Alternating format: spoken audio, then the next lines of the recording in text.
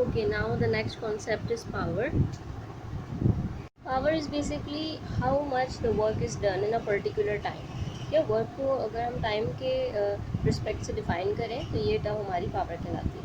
Just consider an example. The boy who takes less time to complete his work has more power than the boy who takes more time for the same. So lesser the time, more will be power. Okay? जितने जितने less time में कोई भी काम perform हो रहा है definitely उसकी पावर हाई होगी as compare to that particular work will be done in the more time. Mathematical form is W upon P. Okay, here is question number 2, definition of power and formula. As it is work upon time, so its unit is joule per second, which is called watts. Horsepower is also the unit of power, which is equals to 746 watts. Here is the definition of watt. Okay, here we have to prove how power is dependent on force and velocity. Velocity is basically a speed in a direction. ठीक है, कोई भी speed है और उस पर कोई direction cover हो रही है तो उस particular speed को हम velocity कहते हैं. Here we have to consider with the work and power formula. Since work equals to force and displacement and power is equals to work upon time, so just substituting the value of W in power formula, we got Fd upon T. Right, and distance upon time itself equals to velocity, so d upon t is replaced by v, so we got finally as power is equals to force and velocity, or power is the product of force and velocity. Okay, now the next part is energy. Energy is basically the ability of doing work. It is a scalar quantity, means it has no direction specific. ये बगैर direction के भी define की जा सकती है. Like we don't need to say energy is applied in the left direction और at this angle etcetera. Right, its unit is also joules because it is the ability of a work. Okay, there are many forms of energy. Two of them are kinetic and potential energy. Kinetic energy describes the energy caused by the movement. कोई भी movement perform हुई है तो उसको move करने के लिए जो एनर्जी की नीड है that is kinetic. Potential energy describe the energy of certain height और डिस्प्लेसमेंट.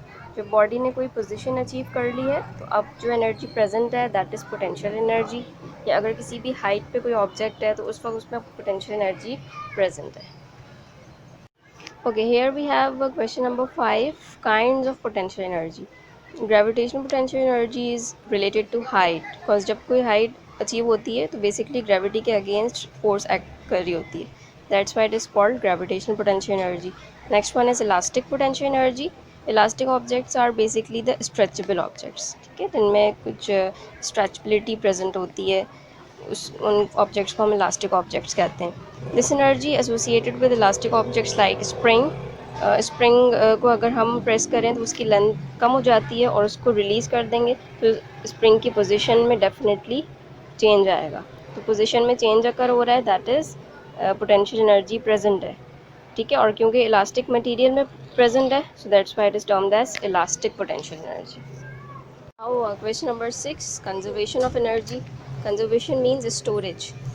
प्रिजर्वेशन हो रही है किसी चीज़ की, मतलब कोई चीज़ वेस्ट नहीं हो रही. ठीक है, वो स्टोर है.